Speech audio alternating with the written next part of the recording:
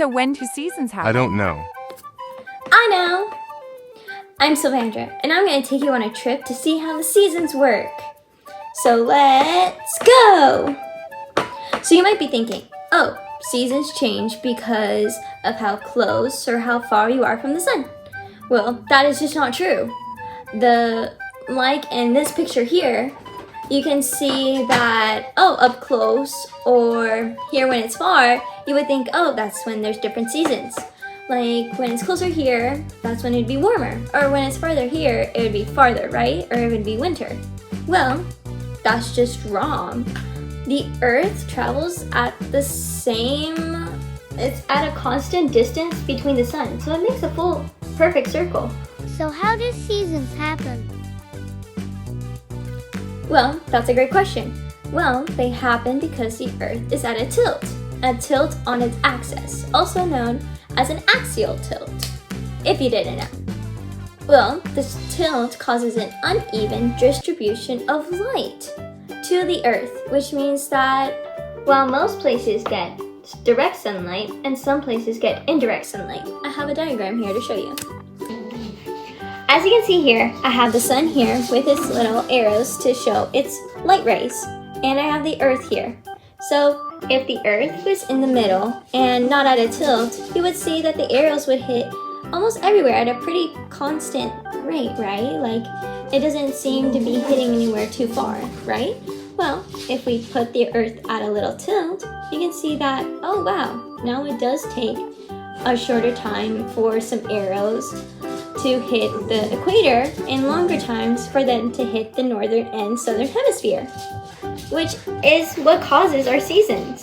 Are there times where it's the longest day or night, or when both hemispheres are about the same? Yes, there are.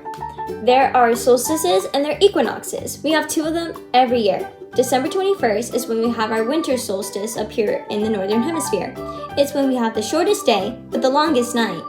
But in the southern hemisphere, it would be the opposite. It would be the longest day but shortest night, also known as the summer solstice.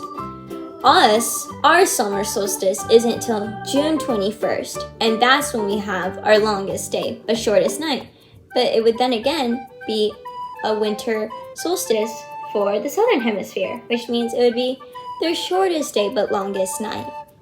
Then we also have an equinox.